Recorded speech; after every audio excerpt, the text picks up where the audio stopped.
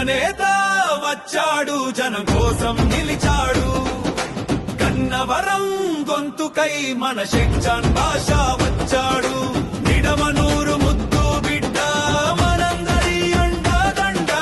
పేదల పక్షపాతి ప్రగతి రథ సారథి.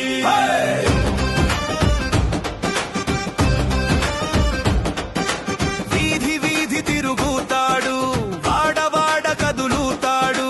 ప్రతి గుండె చప్పుడు వింటాడు, ప్రతి కంట నీటిని తుడుస్తాడు. పగలు రేయి చూడడు, ప్రజల సేవ మానడు.